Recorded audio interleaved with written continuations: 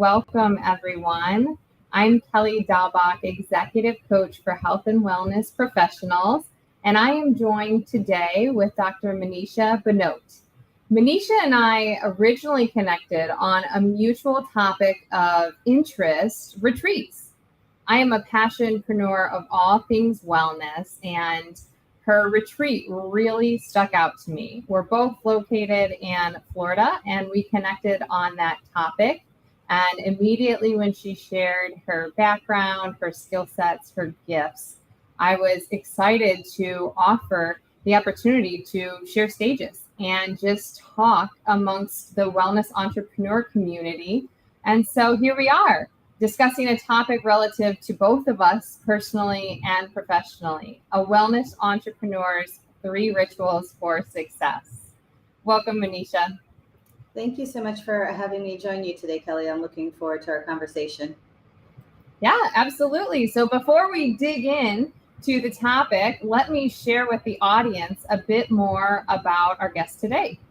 Best-selling author Monisha Bhanote is one of the few quintuple board-certified physicians in the nation, and she combines ancient wisdom with mind-body science to naturally biohack the human body through her expertise as a cytopathologist, functional culinary medicine specialist, and integrative medicine doctor. Known as the Wellbeing Doctor, Dr. Bhanote has diagnosed over 1 million cancer cases, provides health programs at drbhanote.com, and leads wellness workshops and retreats worldwide. Welcome again, Monisha. Thank you so much, and thank you for the introduction. It's always interesting to hear people read it back to me and talk about me, so thank you. You're welcome. Well, I'm grateful to know you on this platform, and very impressed and humbled by your background. Being a wellness entrepreneur is something that really started for me kind of as a hobby and as an interest. And I had mentioned, this is an interest to us now, both personally and professionally. It really becomes, who you are. And so one thing that I just wanted to kind of chat with you about before we dug into the topic is like this idea in a job or a career path, the switching on and off of these roles. And like if you're in, a doctor or a nurse, or for me, I was in administration and business development. It doesn't seem to have that switch now that I'm a wellness entrepreneur. So it's just kind of who I am all the time, and just wanted to share that with you and kind of get your thoughts on that perspective. Yeah, absolutely. So I'm great. Happy that you mentioned that, because that's actually one of the first rituals I wanted to talk about. One of the first concepts. Oh. So you just set me up quite nicely. Perfect. For 3 rituals for wellness entrepreneur success. And it's not these specific rituals per se, but it's the concepts behind them that I really want to share in the messaging today. So the first one I wanted to talk about is, as a wellness entrepreneur or expert, you really want to embody your brand and embody your vision, right? Because if you are in a space where you are trying to guide and lead people to better health, if you are not in that space yourself and you don't understand it and you're not embodying it, it really makes it hard for individuals to go, oh, I want to do that, right? So, I do come from a culture where, the doctors put on the white coat and you just listen to whatever they say. And I can tell you from years and years of being in a hospital, well, you go in, you see the doctors, and then I'm hanging out with them in the doctor's lounge. So I know exactly what's going on. There's a little bit of smoking going on, and we already know what smoking does to our health, right? But then there's also what they're eating for breakfast, lunch, and dinner in the doctor's lounge. I mean, the oncologist is sitting there in front of me eating his class 1 carcinogen bacon and sausage every single day. And it makes me wonder, do we understand how the human body works and how health works? And how can we expect our patients to go home and say, all right, I'm going to lead a better life when the individual who's representing it is not doing the same, right? So a way of embodying your brand and embodying being a wellness entrepreneur is really having that authenticity in what you do, because that will shine through. I mean, everything I tell my patients or my clients to do, I do. Like, there's annual blood work, and this is what I consider the above and beyond annual blood work, where I'm really looking at how all my cellular functions are working. It's a more functional laboratory testing. I do that annually. I actually just went and got my blood drawn this morning, 8 tubes, or I'm doing extra testing functional just to see, all right, because my whole goal is it's a lot easier to prevent disease than once you have disease. That doesn't mean you give up once you have it, but it's always good to catch things on the earlier end. And a lot of our chronic diseases that we're dealing with are in that lifestyle perspective. So how we move our body, how we sleep, how we fuel our body.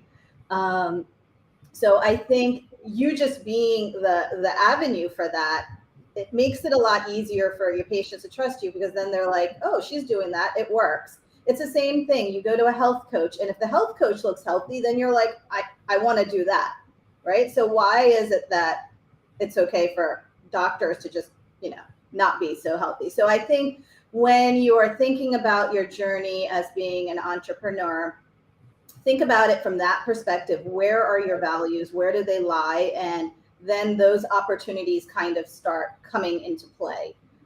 Because it's not just you go and do one thing and you switch your career from being a doctor to now an entrepreneur.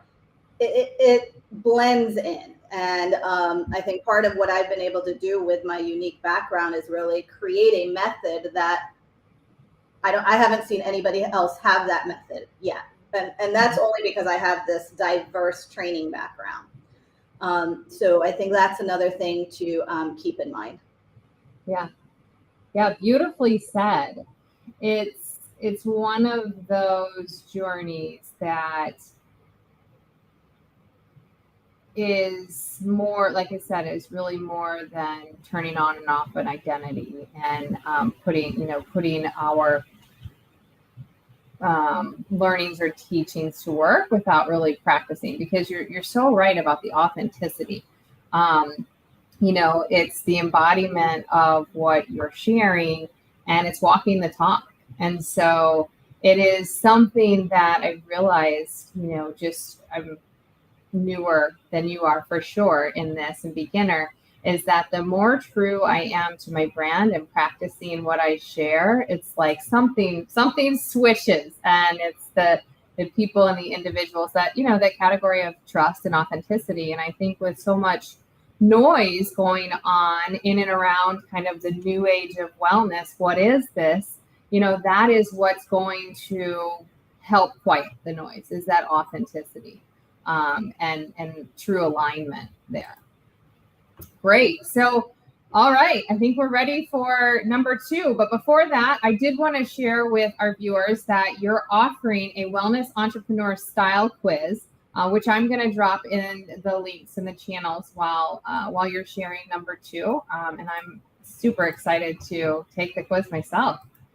Yeah. So number 2 would be maintaining self-development days. So that is something we don't often think about. And if you are not learning and growing and evolving, then you're really not optimizing what you're on this planet to do. And in healthcare, I can tell you whatever I learned 30 years ago does not stand true today.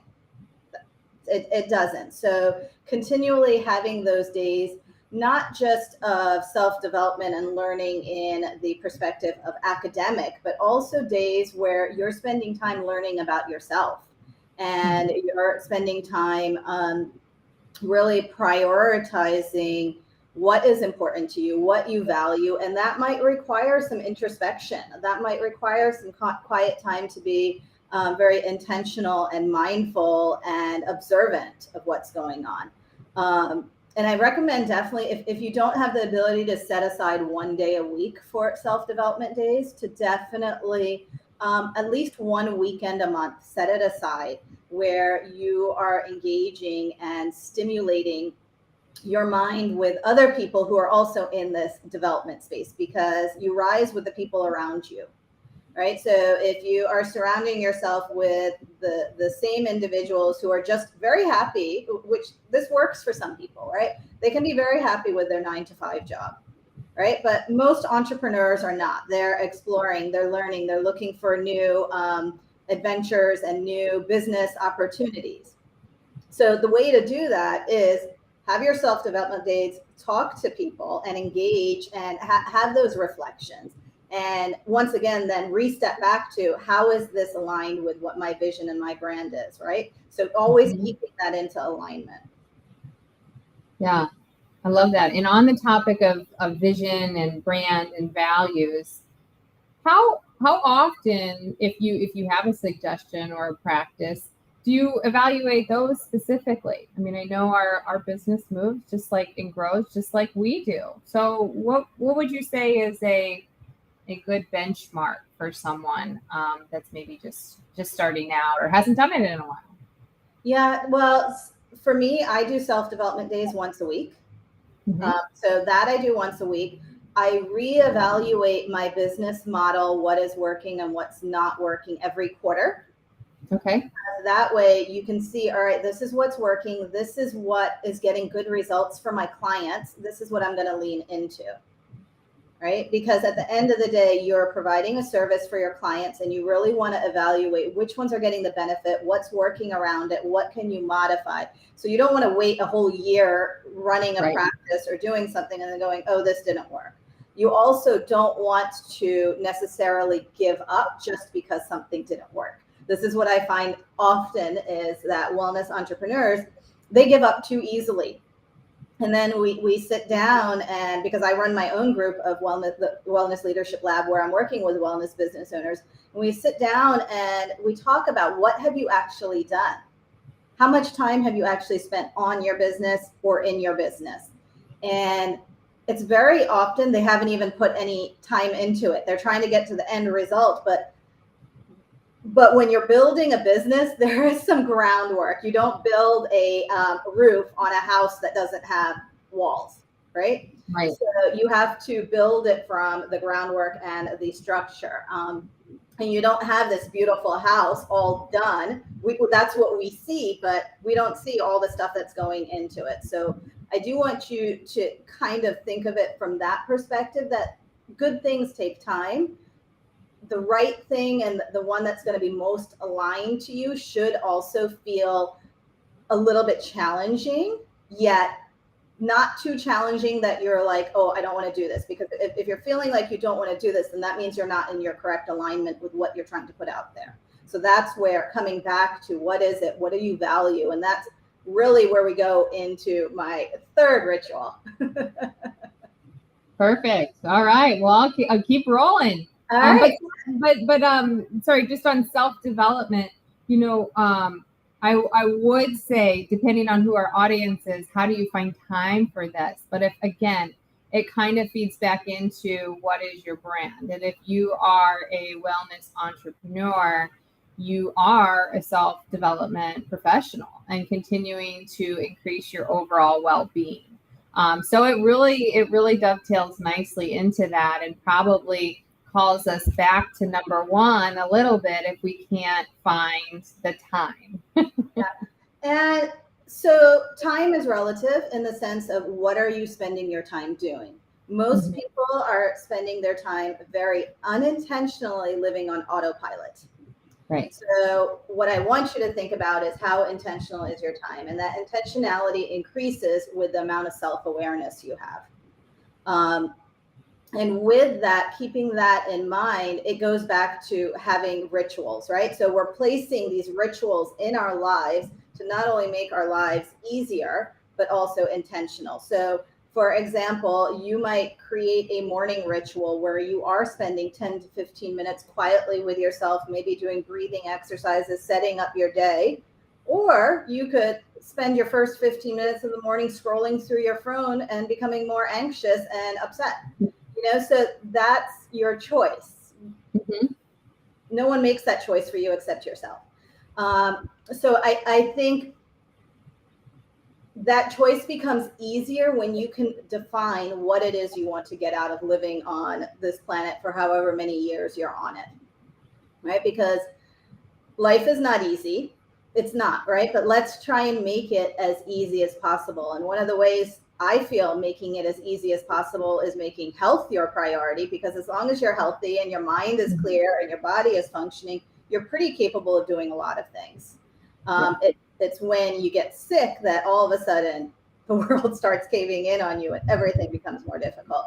So setting up your morning ritual, setting up your afternoon ritual, your weekend ritual, whatever it might be. I mean, I have a very specific ritual the days that I see patients, because I know energetically that is quite energetically consuming for me. So I have a way of detaching in the evening that is a non-negotiable. It's what I have to do. It helps relax my body. It helps relax my mind.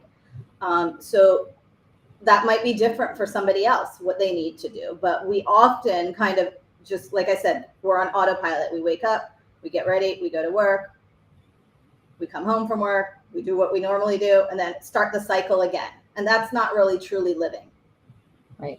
Right. It's and you said it perfectly with the self-awareness, is that you've got to realize that you're running on the autopilot and take back the choice power that you have. And maybe that is, what the self-development or the meditation or the detachment is one of my favorite practices and words as well. All right. So let's continue with number 3. All right. So when I'm thinking of wellness entrepreneurs, I'm also thinking of you becoming leaders in the space of health and wellness, right? Because this is what we need. We need more people out there helping other people who aren't familiar with how to stay healthy. And I believe in order to really be an effective leader, you need to have a few skills. And one of these skills that I talk about in my book, The Anatomy of Wellbeing, is emotional intelligence. All right. So for those who might not know what emotional intelligence is, it's really our ability to perceive, control, and evaluate emotions. And I want to give you an example, because I have seen this happen way too often. It's like you're getting ready, you're going to work, and you're going into work and you feel uneasy because you don't want to run into either that colleague or that boss. So you're kind of walking on eggshells. You're just avoiding the situation because you want to keep your day as quiet as possible, right? Mm-hmm. And that is a very uncomfortable place to be in. If you have to do that day in, day out, right? It wears you down. And this is part of why we see a lot of people in a state of burnout with their careers, because they're surrounded by people who the energy is not good. If you're in a work environment where the people around you are good people and they behave well and they treat you well and they interact well, then it's not so bad to go into work. Now, somebody who is creating that environment, whether that be a boss or a colleague, is somebody who lacks emotional intelligence. Right. And there's a lot of people, and I can tell you in healthcare, there's a lot of people in healthcare that lack emotional intelligence. And part of that comes from just not having self-awareness that they're even doing this, right? So self-awareness is the ability really to recognize and monitor your own emotions. So some people just fly off the handle, right? So they're lacking self-awareness. But this is something that you can learn. That's the beauty of emotional intelligence, is it's a skill that you can learn. How might you increase self-awareness? Well, being mindful, meditating. I know everybody's like, well, I don't know how to meditate. It's too hard for me to sit still. Maybe just focused breathing, doing some breathing exercises where you're then becoming more observant of your emotions. It's sometimes difficult for people to look at themselves in the mirror, right? And they behave one way at home, and then as soon as they get to work, they behave another way. I've seen that often too. So the first skill really you want to work on for emotional intelligence is your self-awareness and kind of becoming more mindful of how you are emotionally responding to certain things, because there's always going to be a situation of stress in our life. It's just really how do you respond to it? And that's where we have that control. The second skill that you would want to develop in emotional intelligence is really that self-regulation. Okay.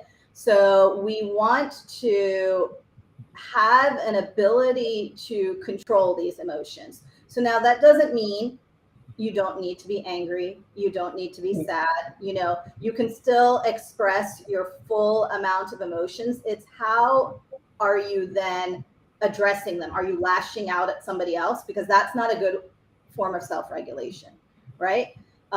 So you want to think about how you can do this, especially because there will be days of uncertainty when things are thrown at you. And the hospital is well known for having unpredictable moments, especially imagine working in an emergency room. There's a lot of chaos going on, right? And the last thing you want is your healthcare provider to be stressed out and lack emotional intelligence when they're about to suture you up or they're about to draw your blood or whatever, they're about to do. Yeah. So I remember I saw this one surgeon in the parking lot and he was just screaming on the phone, screaming his head off. And I'm going, oh my God, he's going to be in the OR in 10 minutes. I hope he has a way to relax his mind because now he's going to have a scalpel in his hand, right? So these are skills that we aren't taught, but we can be taught, right? Yes. And it's very important to be taught. After self-regulation, then comes having those social skills. So social skills, it's very important to know how to communicate with your colleagues. Some people do it really well, some not so much, right? And so it might come naturally. If it doesn't come naturally, it's something you can practice, but we don't think about why do I even need to do that? I am who I am. Well, your life will be a lot better if you can interact with people with some comfort level. It's kind of like archaic in thinking, but it's like, yeah, I mean, that was something that kind of came up when you were like self-regulation. That doesn't mean don't have emotion, don't have feelings, don't be human, So yeah. And it also includes both verbal and nonverbal cues, right? So even thinking about your body language, if you're standing there talking to somebody with your arms crossed or you're rolling your eyes, I know I use my eyes a lot. And I have to be very conscious of that my eyes are doing what I want them to do and not passively just like looking away because somebody might perceive that the wrong way. Right. So both body language and verbal language. Fourth would be empathy, right? So especially in healthcare, when we are asking our clients or patients to do something, it's really important to not just know that, all right, we're asking them to go get their blood work drawn or we're asking them to go get an MRI, what we're asking them for, but how will that make them feel? Where is their resistance and how can I put myself in their shoes? Like I said, this morning I went and got my blood work drawn. It's the same blood work I ask my patients to do. It's like, I don't even know how many tubes. It's a lot of blood. And as I'm there sitting there drawing it, I'm talking to the nurse and I'm telling her, I'm like, I do this so I also know what's going on with my patients. When they come into your facility to have this drawn, is the whole process easy? What could go wrong? What do they need to know about labeling and all this kind of stuff? So I think putting yourself in their shoes is very important because it's easy to say, oh, go get an MRI. Well, what if somebody's claustrophobic? How are we going to manage this? So I think really thinking about it and having that space to have the conversation to ease that discomfort. And then lastly, for emotional intelligence is you need to have some kind of intrinsic motivation. So that's really rounding out the skills of emotional intelligence. And what I mean by intrinsic motivation is having a way of fulfillment and purpose that is intrinsic and not external. Like, so external motivation would be things like make more money, buy a bigger house, get a faster car, right? Right. At the end of the day, I think anybody who has those things is still not a very happy person most of the time. You know, they say like money can't buy happiness, right? So knowing what your threshold for intrinsic motivation is, why are you doing this? And that's what's going to help carry you through as a wellness entrepreneur, because there will be days that are difficult. There will be days that are easy. There will be days of overwhelm, and there'll be days like, okay, now what's going on? You know, so just keeping that all into perspective. Yeah, beautifully said. Absolutely. And concluded. And there'll be days like this, and there'll be days like this.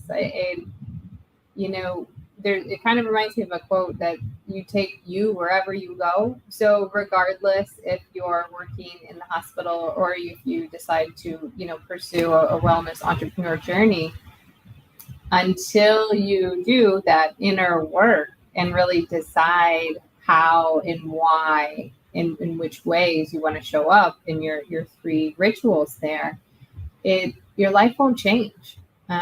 You know, and truly is from the inside out. And I'm so interested in learning more about the cellular level that you go into in your practice. And I'm interested in checking that out. But we just have a couple of minutes left, and I wanted to give you an opportunity to share how your book, you're a best-selling author after all of this, and share how your book is impacting your practice. And so my book, The Anatomy of Wellbeing, right here. What I was talking about emotional intelligence is in chapter 9, and it really goes into the science of your emotions and how to regulate them. And then the latter half of the book is some rituals you can do to improve your emotional intelligence and your self-awareness.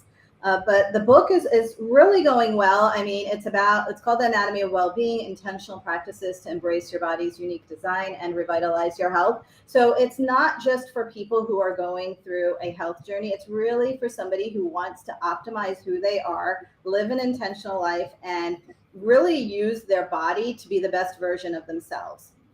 So with that, we are, breaking down the different aspects. Like your focus might be on nutrition, your focus might be on sleep, or maybe your focus is on emotions, whatever it might be. There's rituals set up in the book that you can implement in just a few minutes a day that are going to be so impactful because there's science behind them. So I love that. That's really what it's about. And from the people who have been reading the book and telling me about it, they say they're highlighting a lot of the stuff in the book, that now the book is like neon yellow, because they're like, this is speaking to me. I'm doing this. So for those people who are reading the book, thank you for reading the book. But what I would love to see is you putting some of that stuff into action, because that's really where the benefit is going to happen.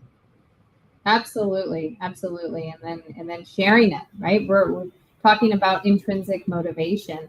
We do this because we recognize and can feel the power of well-being. And when we do, then it's about sharing it, in whatever way you're brought to this earth to do so. So Beautiful. I did drop the website to the book in the comments, as well as your contact information on all the social media and email. Perfect. All right. So a couple of fun closing questions. What is one of your favorite holiday traditions, being that it is the holiday season? Holiday traditions. That's a good one. I'm a big fan of fireworks. Wherever I can see fireworks, I love a good fireworks show. I don't know what it is, whether it's July 4th or New Year's. I love a good fireworks show. Amazing. I'm with you on that. I love fireworks. When I live in between, come up to Disney, Universal, SeaWorld, you can see them every night of the week. I'm in between. I can't quite figure out what it is, but something about fireworks makes me feel like, it's, I don't know. I should probably do some self-reflection on why that happens, but it's something I love about fireworks. The sound healing, the booms in your chest. I don't know, the vibration of it all. Love that. We're always trying to, like, yes, what is that? How can I lean into that good feeling? And then because I'm a dietitian by training, I'm always interested in, the power of nutrition and the power of food. And I'm curious, outside of the prescriptive, utilization that you have in your practice, like, what is the best all around favorite recipe that you've created?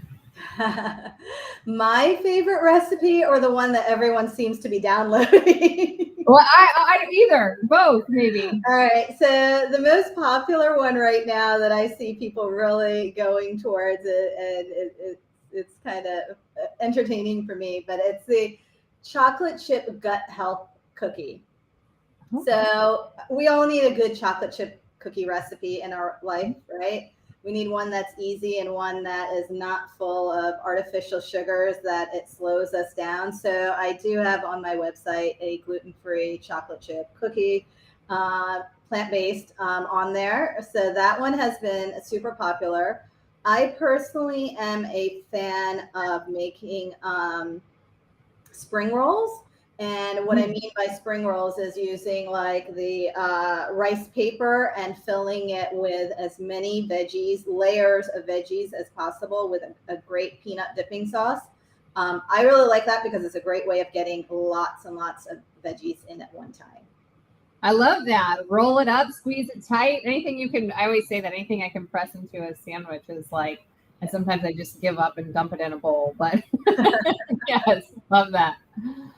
All right. Well, thank you so much for your time today, Dr. Monisha. I know that I learned a lot. Our audience learned a lot. Lots of opportunity to follow up with you. And congratulations on all that you've done for yourself as well as your community in bringing well-being to the world.